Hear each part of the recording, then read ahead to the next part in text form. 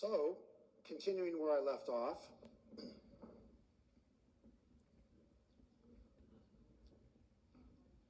what your patients are reading from Prevention Magazine. Adding testosterone to estrogen replacement therapy may help postmenopausal women add muscle, according to this Johns Hopkins University study. Gee, why would they want to do that? Testosterone increases the lean body mass by 6% after switching to an estrogen-testosterone combination therapy for 4 months. These women also lost 4% of the body fat. So testosterone has a metabolic effect. It burns fat. It has a lipolytic effect. Part of the lipolytic effect is in its direct effect on the muscle cell, allowing glucose to enter the cell. It also has a beneficial effect by increasing muscle, which increases metabolism. It may also have an effect by helping to improve energy or ability to exercise or move. So it's probably multifactorial, but nevertheless, it can increase muscle, which is good. That's aesthetically pleasing and good for energy fatigue, but also has a lipolytic effect by burning fat. Jumping ahead of the game, but just to address that, one of the attendees asked, well, but testosterone in women is bad because in women with PCOS, high levels of testosterone are associated with blank, associated with increase in cancer, associated with increase in diabetes, associated with increase in heart disease. It's associated with every bad thing imaginable. Well, every single solitary study in women also shows that high levels of estradiol are associated with an increase in heart disease, diabetes, and cancer. In men, every single solitary study, it's not debatable, in men, every single solitary study demonstrates that high levels of estradiol in men are associated with an increased risk of heart disease, diabetes, and cancer. In women that are premenopausal, every single solitary study shows that high levels of testosterone are associated with an increased risk for breast cancer, endometrial cancer, heart disease, and diabetes. In every single solitary study, high levels of estradiol in men and women are harmful, and in women, high levels of testosterone are also harmful. Well, if every study shows harm, then why in the world do you want to give testosterone to women? And why in the world would you give estradiol to a woman? And why in the world would you give testosterone to men, which raises estradiol? Why would you do that? Because every study shows harm because it's associated with.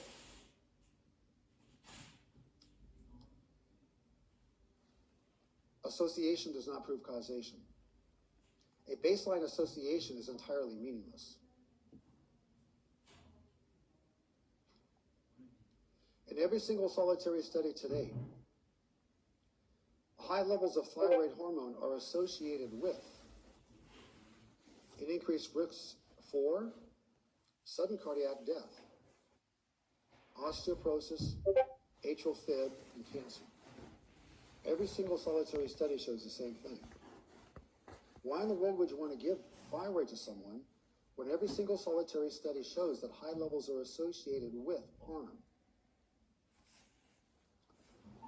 Well, the reason you give testosterone to women, and the reason you give estradiol to women, and the reason you give estradiol to men and raise it, and the reason we give thyroid hormone to people is because every outcome study, when you do an interventional trial and give it, what you observe in the outcomes is completely the opposite of what you observed at baseline. At baseline, high levels of blank are associated with blank is entirely meaningless. Every time I see a paper that says blank is associated with blank, it goes in the shredder. Every time I see a paper that says when we gave testosterone to women and when we gave estradiol to women, and when we gave estradiol to men by giving them testosterone, it resulted in an improvement in outcomes, then that's what I hang my hat on is what happens when you give it? What happens when you intervene? What do the interventional outcome studies show? I don't want to know what happens at baseline. It's meaningless. It's hypothesis generating, but it's meaningless. What you then have to do is show and prove what happens when you give it. That's what's important. What happened here? When they gave testosterone to women, they lost it. That was the outcome. Yes, but high levels are associated with. That's a baseline observation that's entirely meaningless. But when we gave it, oh my God, they gained muscle and they lost fat when we gave it. Yes, but high levels are associated. That's a baseline observation, which is entirely meaningless. Most doctors do not have any concept or understanding of what I just explained.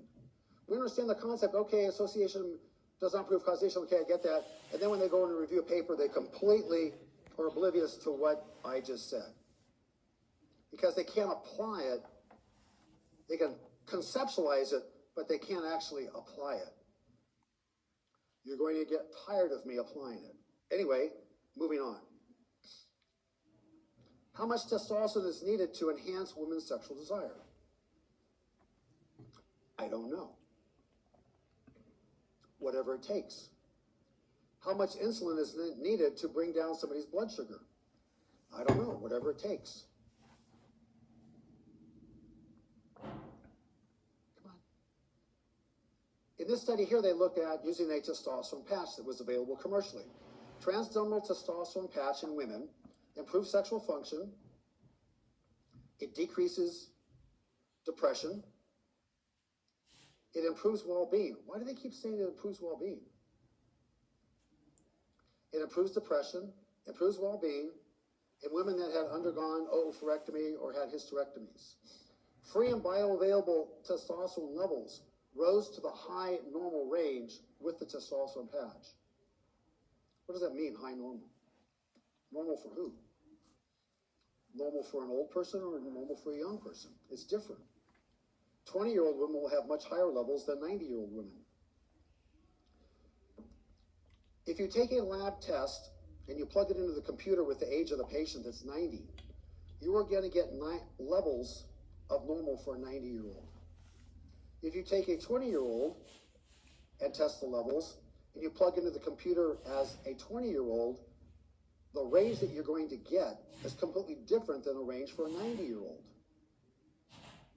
So what we should really be doing is taking a 90-year-old and plugging in the age 20 to get the level of optimal for a young adult, as opposed to a level of 90. Clear? More so, when did they say that we should test it? When did they test it? We don't know. When did they suggest we test it? They didn't say. When should you test it? I don't know. What does the literature say? It doesn't. Well, don't you think we should know when we should test it? Yes. But when does it say? It doesn't. So if you're really hung up on numbers, what you should really be hung up on is when you should test it and not necessarily the number. Because the numbers are going to be completely different depending on when you test it. I hope you understand that. So you still want to know a number. In the webinar that I gave the other day on thyroid, somebody wanted to know optimal free T3. And my answer was, there is no number, and it depends on when you test it. I said, why do you want to know what the number is? What your question should have been was, when should we test it? You didn't ask when we should test it. You wanted to know what that number was when we tested it. But the number will change depending on when you test it. So it's more important to know when you test it than to really know what the number is. And we tend to focus on that number, but we're completely clueless as to that number will change based on when you test it. And when does it say we should test it? It doesn't, which is my point. Then stop focusing on a number and look at the number as a guide to your therapy. But please do not use a number to restrict therapy. We want to be in the high normal range, whatever that means. We'll get there. Scores for frequency of sexual activity and sexual pleasure also rose significantly. Women reported having more sexual fantasies, masturbating more often than they did when they were on placebo. The subject scores on measures of general well-being improved. Here we go again. Feelings of vitality increased, while those of depression and anxiety decreased. What a great hormone it is. Too bad it's not FDA approved. Too bad ACOG and M say we don't recommend it, because we can't define a number that defines a deficiency. Another paper, androgen insufficiency in women. Notice they said insufficiency, they didn't say deficiency. I don't know what the difference is. In addition to low libido, the clinical construct of female androgen insufficiency syndrome includes persistent unexplained fatigue and a decreased sense of well-being. So, what do ACOG and NAMS recommend for treatment of fatigue and decrease in sense of well-being? I hope that you find my question humorous. What does AACE recommend as a treatment for fatigue and a decreased sense of well-being? I hope you also find that question humorous. Endocrinologists, OBGYNs will not find it humorous. You may now find it humorous. In order for you to find something humorous, you have to have insight into something. I hope now you have insight into this that makes it humorous. Multiple randomized, double-blind, placebo-controlled treatment trials, really, have demonstrated that testosterone improves libido significantly more than placebo. A recent consensus statement written by experts, I don't know how you defined expert, but they claim to be experts. A recent consensus paper on testosterone deficiency in women by experts claimed that the only reason to use testosterone in women was for treatment of a hypoactive sexual desire disorder. Okay, I get that. They also went on to say that you shouldn't measure levels. The reason they say that you shouldn't measure levels is because they said levels never denote a deficiency, and levels never denote who has symptoms and who does not have symptoms. There is no level that tells us when a patient is going to have a symptom or not, and there is no level at which we achieve that demonstrates that symptoms are going to improve in everyone. Wow. So they say don't measure levels. The FDA and AACE says in men you have to measure levels. According to this consensus paper by OBGYN specialists, they say no, don't measure levels and don't monitor levels either because they're meaningless. So one says do and one says don't. So who's right? Nobody's right, nobody's wrong. It's just you have to understand the complexity with which a group makes the recommendations. Anyway, moving on. There's significant improvement in libido and symptoms. Doses that provide physiologic to supraphysiologic free testosterone concentrations are safe, and that's what they achieved in this paper were supraphysiologic levels. What does that mean? Above normal. Like meaning above the normal range? Yes. But I read papers where they say you shouldn't go above normal. Well, then don't go above normal. It's very easy to prescribe testosterone and not go above the normal range. How? Test it a week after you give it. The level's 0. We tested the level as 0. Perfect. All right, tested it 3 or 4 days afterwards. The level's still 0. But don't go above that normal range.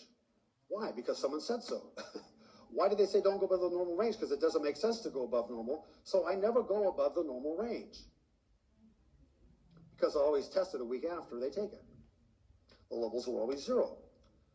Therefore, I'm not going above the normal range, if you get my drift. If you want to go above the normal range, then test it right after you take it. It's going to be supraphysiologic, and that number is going to bother somebody. And when that number bothers somebody, whether it be the patient or the PMD, it is going to come back and haunt you. So I used to test levels to assure that I got a level that was really high, thinking that it would please the patient. I then realized, no, it doesn't please everyone. In fact, it upsets some people. It upsets some patients. And it really upsets the PMD because they take that total testosterone 300 and take her to the doctor. What do you think of this? Oh my God, Lucy is trying to kill you. You're going to grow a beard. You're going to grow a penis. Oh yeah, okay, fine, whatever. So I stopped doing that. So now I test the levels when they're not taking it and when they're off of it. Why? To get a level that's 0. Why? Because 0 never upsets anyone. Did you get what I just said? So how important is that number? What's important are the outcomes. What's important is symptom improvement, not that number. I used to think it was a number. But in these studies, they show unless you achieve supraphysiologic levels, you're not going to improve symptoms. But somebody will say, but you shouldn't go above the normal range. Okay, well then don't. Well then, how can you give it and not go above the normal range? Well, instead of treating them right after you gave it, then wait 3 or 4 or 5 days and then test it. The level's always going to be 0. There you go. There's your level of 0. Nobody gets upset. How do you feel? Great. Okay. Yeah, but my number's 0. Don't worry about it. It's a game you have to play. Okay. Another study showing improvement in well-being. All right. What did they look at here? Levels of serum estrogen in these studies were within a normal range for premenopausal women. In other words, around 100. Adding testosterone to estrogen therapy may provide additional improvements in well-being. Why do they keep saying this? In some women, but only at supraphysiologic levels of total and free testosterone. So you're only going to see improvements at supraphysiologic levels. That's correct. And not at normal levels. That's correct. Yeah, but at supraphysiologic, that's going to upset somebody. Yeah, but the medical literature says you're not going to get benefit unless you're at supraphysiologic. But it upsets my doctor and it upsets me. Okay, let's retest you. We're going to give you the same dose, but let's wait 3 days before we test you. Now I'm at level 0. How do you feel now? Oh, I'm much happier. Oh, good. How's your doctor feel? Oh, he's much happier too. Oh, good. Did we change the therapy? No. Did you change how you feel? No. Did you change outcomes? No. What did you change?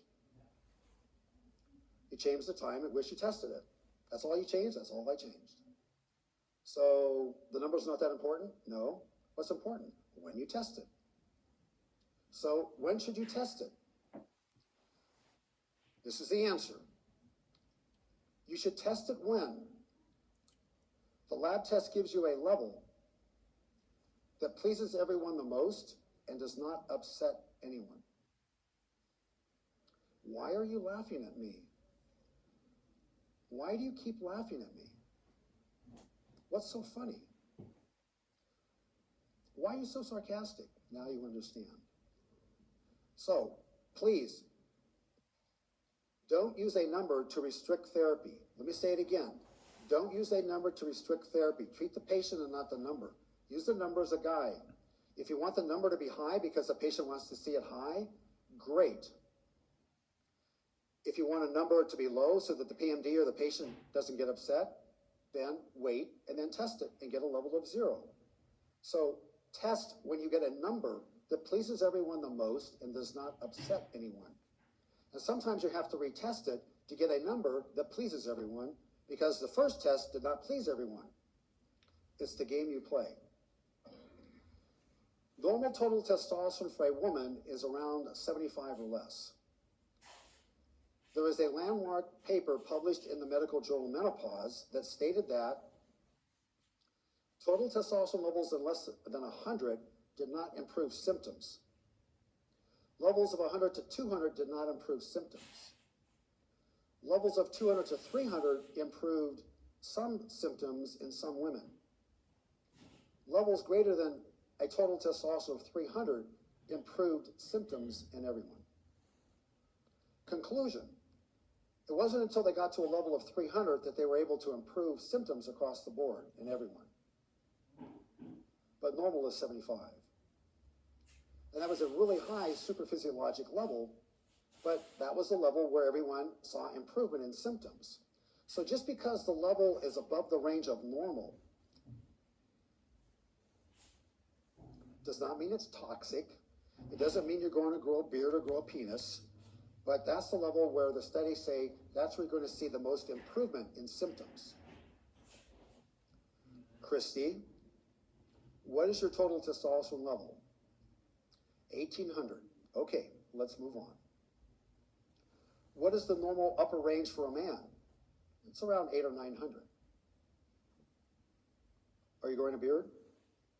Do you have a penis? Okay. The bone that you had that was not fused in your neck, that finally fused,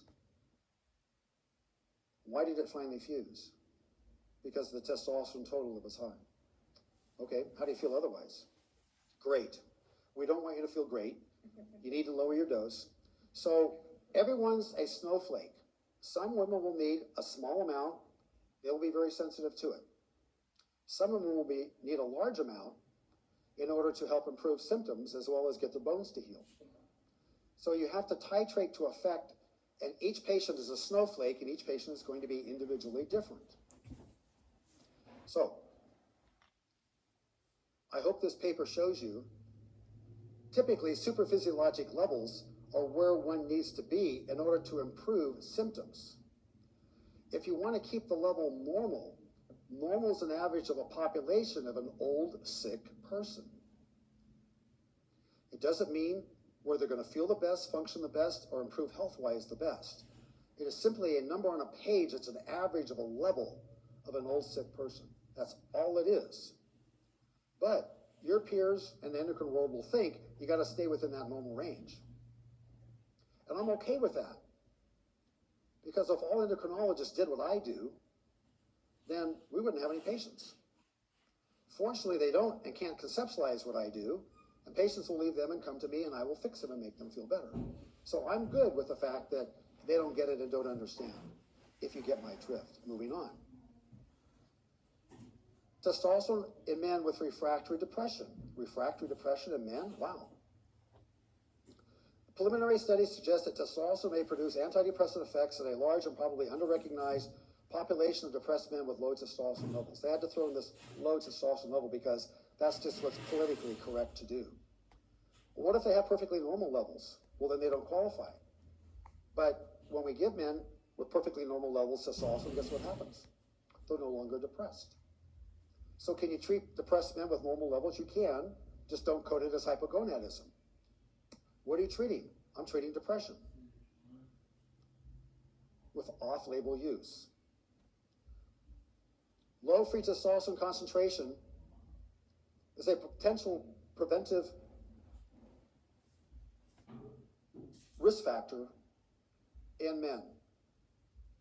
Serum concentrations of testosterone have been associated with various measures of well-being. Here we go again. A free testosterone concentration in the lowest quintile is associated with a higher prevalence of depression. In the highest quintile, not so. DHEA, major and minor depression. We find the DHEA to be an effective treatment for midlife onset major and minor depression. So is testosterone. So is estradiol. Ah, cool. This is a paper from Psychiatry, and in this journal here, this article, it shows that T3 augments the effect of the antidepressant Zoloft. 40 to 50 micrograms of T3, that's a big dose, was utilized in this study. 1 grain of desiccated thyroid contains 9 micrograms of T3. They used 50 micrograms of T3 in this study to treat depression. Were they hypothyroid? No. What were they? They were depressed. The results demonstrate the enhancement of the antidepressant effect of Zoloft by concurrent treatment with T3, and it may be directly linked to thyroid function, but they were not hypothyroid. If they were not hypothyroid, why did the T3 help? Well, the T3 augmented the effect of the antidepressant. Well, what happens when they took the antidepressant away and continued the T3? They weren't depressed. What happens when they took the T3 away? Then they became depressed. So if you get my drift, you should not use T3 in patients that are not hypothyroid. These patients were not hypothyroid, but they were depressed. And what they're using is the T3 to augment the effect of the antidepressant, if you get my drift. It didn't augment the effect of the antidepressant. It augments the effect that the thyroid function at the cell level was deficient. Yes, but they were depressed and they were on Zoloft. Perfect. But it does not make sense to use T3 if they're not hypothyroid. But if they're depressed on an antidepressant, then you can use it. But if they're not depressed, no, you can't use it. And if they're not on an antidepressant, then you can't use it either. Did you get my sarcasm in that? It's the T3 that augments the effect of the fact that they're thyroid deficient at the cell level, not because they're depressed. But they have to be on the antidepressant in order for you to justify your use of T3, if you get that. Moving on. Associations of menopausal hormones and depression in women with no history of depression. When they go through the menopausal transition, guess what? They get depressed. The treatment for that is an SSRI. Why can't we give them estradiol? Well, because in the WHI trial, I think our conversation is finished. Why can't you use estradiol to treat depression? Well, you can't use estrogen because in the WHI trial. And in the guidelines, it says the lowest dose for the shortest period of time and then stop it. And then they get depressed. Well, that's okay. We can treat it with an SSRI. Yeah, but what about the heart, brain, blood vessels, bones, and vagina? Well, we'll ignore that. Well, look at all the other benefits from estradiol in addition to helping reverse depression, which occurs as they go through the menopausal transition and lose estradiol. Moving on. Cognitive function in men. Higher testosterone levels, better cognitive performance in the oldest age category. The lower the level, the worse the cognition and memory. The higher the level, the better cognition and memory. Ah, look there. There's my tombstone. What does it say on my tombstone? Where would you like your levels to be? Certain cognitive functions in men suggest benefit with an optimal hormone level. I didn't choose the word. I'm quoting what they said in the paper. Optimal. What a concept. DHEA. Increased cognitive function in women. Oh, this is one of those throwaway journals, Journal of Clinical Endocrinology and Metabolism. That's one of those cheap throwaway journals. Higher endogenous DHEA. Better executive function in memory and concentration. The lower the level, the worse. Where would you like your levels to be? Moving on. DHEA. Mean blood levels of DHEA concentration were statistically significantly lower in groups of patients suffering from coronary heart disease, osteoporosis, and depression. Where would you like your levels to be? It's an important hormone that has important physiologic effects, and yet we completely ignore it. We don't like these studies. We don't like the journals. Low DHEA increases depression and has an adverse effect on cognitive function. DHEA in late postmenopausal women. DHA supplementation in older women induced a marked increase in all steroids except for cortisol, which it suppresses. Well, that's good. You want the other hormones because there's health benefits, and you want the cortisol to be low. The hormones that you want low are cortisol, insulin, and aldosterone. You don't want them zero, but you don't want them high. All the other hormones you want high, you don't want them zero. Serum cortisol levels decrease from the third month with DHEA administration. Again, they're diametrically opposed. MS. Our results suggest that these hormones should be considered as biological markers of fatigue in patients with MS. And they should be used to treat fatigue in MS patients. Cool. How do you treat fatigue? Chronic fatigue syndrome. Low levels of DHEA and chronic fatigue. We found a significantly lower serum DHEA in patients with chronic fatigue. So what's the treatment for chronic fatigue? I don't know. How do you diagnose it? I don't know. It's a clinical diagnosis. Is it a laboratory diagnosis? No. It's a clinical diagnosis. What laboratory tests do we do to diagnose depression? There isn't one. It's a clinical diagnosis. Then What lab test do we use to diagnose chronic fatigue? It's not. It's a clinical diagnosis. What hormones help improve fatigue in those patients that are fatigued from chronic fatigue syndrome? Well, estradiol does, thyroid T3 does, testosterone does, and DHA does. What type of doctor should be a specialist and be at the forefront in using DHEA to treat chronic fatigue syndrome? Look in the mirror. It's you. Chronic fatigue is accompanied by lower levels of DHEA, and that also have perhaps an adverse effect on our immune system and on activation of T cells, which is part of the inflammatory pathophysiology of chronic fatigue, which is improved by DHEA. Look at all the different things that it does. Another study looking at DHEA decreasing visceral fat as a treatment of obesity. Interesting. You know any endocrinologists, cardiologists that are using this? Internal medicine doctors? No. What do the internal medicine cardiology doctors use to treat abdominal obesity? Christy laughed. So let me say it again. I know you're not going to like my answer, but please understand my answer. Because I'm poking fun at us, because this is what we do as a medical society. What do the cardiologists use to treat abdominal obesity? Statins. If you looked at each other and went, statins? Why would they use statins to treat abdominal obesity? Because statins make abdominal obesity worse. Yes, but that's what they're using to decrease events. I know, but it makes the abdominal obesity worse. And that's what they're using to treat obesity, as a statin that increases abdominal obesity, which makes it worse. Why would they do that? Well, because we want to decrease events. But what about the collateral damage? That's my point. How can we then give statins and still reap the benefits of decreasing events, but also protect against the collateral damage of dyslipidemia, insulin resistance, diabetes?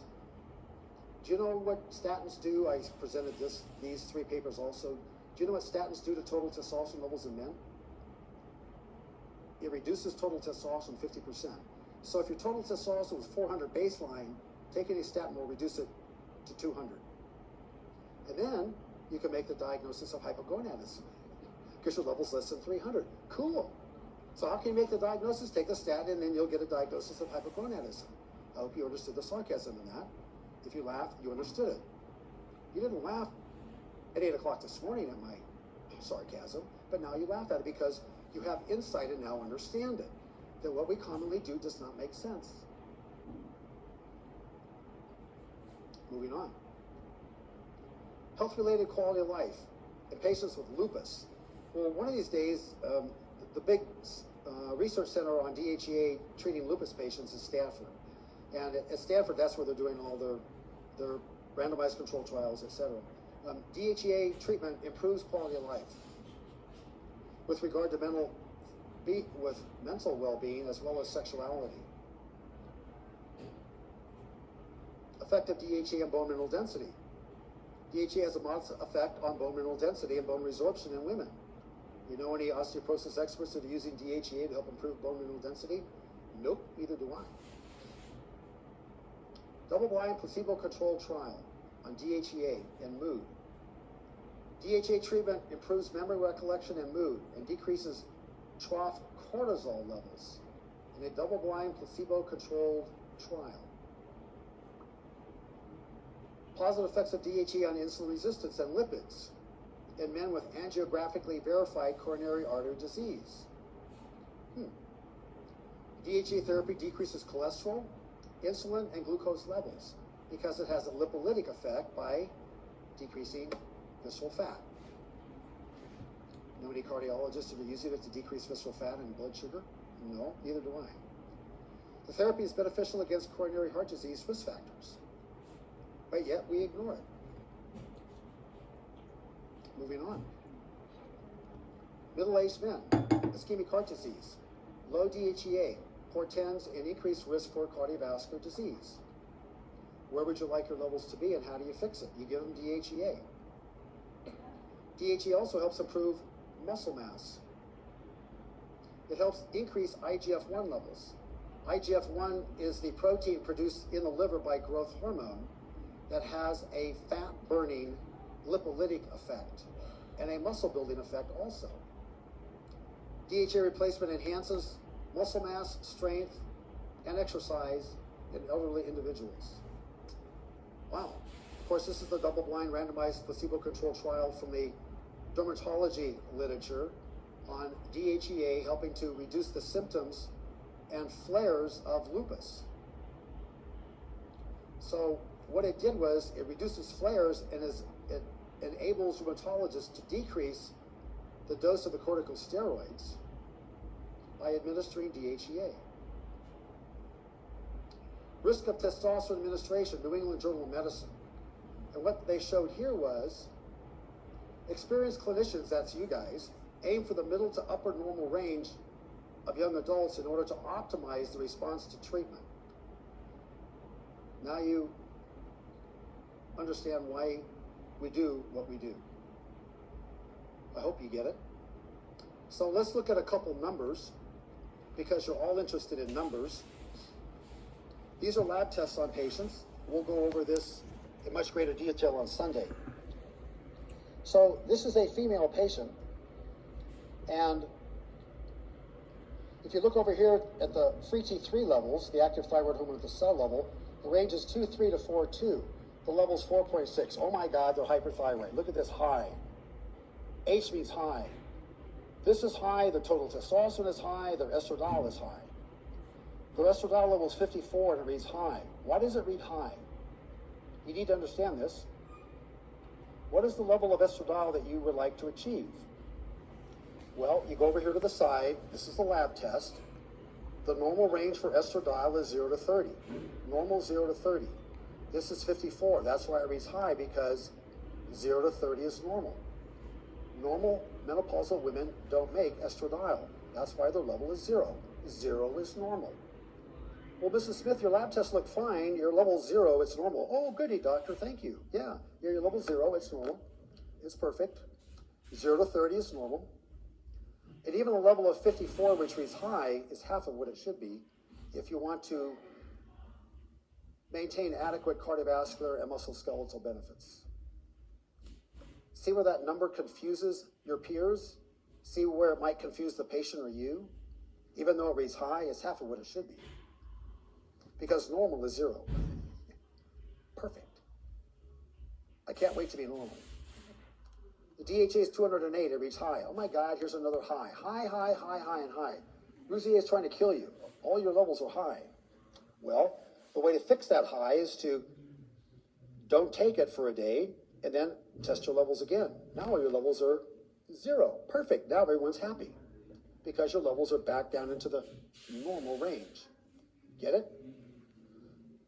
The normal for this person is 17 to 90 DHEA. The level's 208. For a young adults have levels of 2 to 300. That's perfectly fine for a young adult, but it's very high for an old sick person whose normal levels are 17 to 90 because that's what normal is. Progesterone level is 14.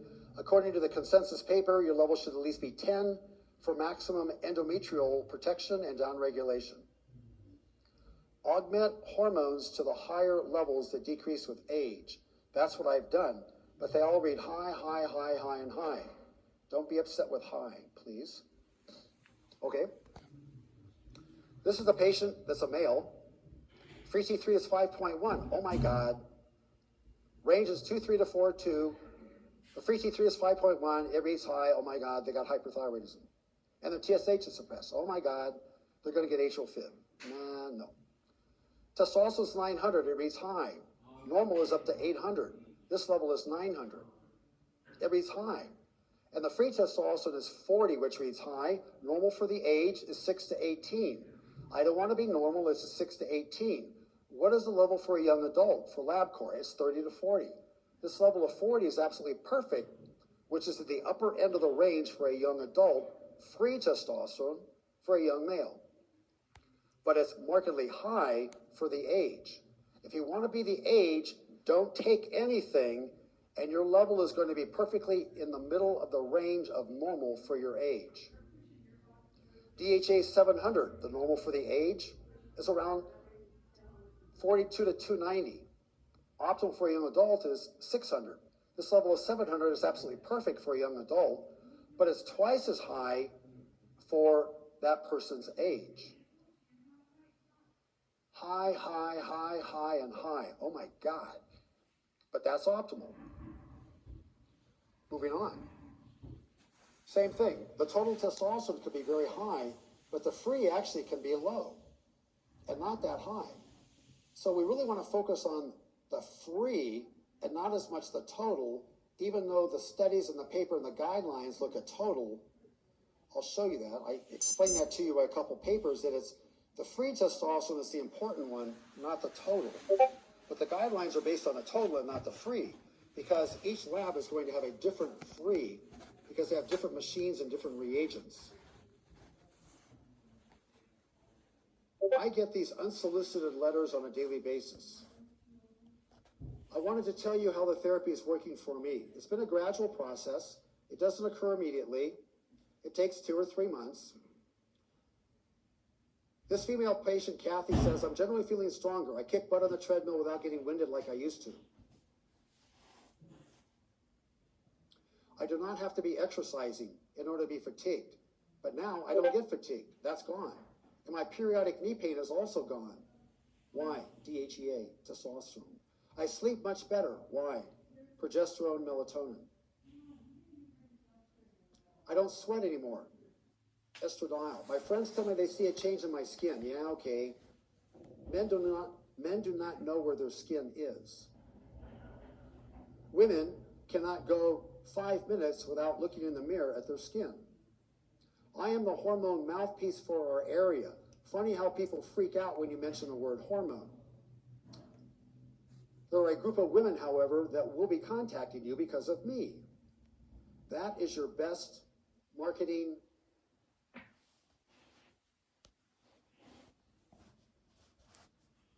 what's the word I'm looking for here? Strategy. Tool is how you treat and how you will improve patients that you treat. Men are harder sells, but when you start to mention sexual enhancement, they begin to listen. Anyway, I shall continue. My nails are stronger and grow faster. Why? Thyroid. My eyebrows are thicker and darker. Why? Thyroid. My libido is great. Why? Thyroid. And my need for reading glasses is lessened. Why? Estradiol.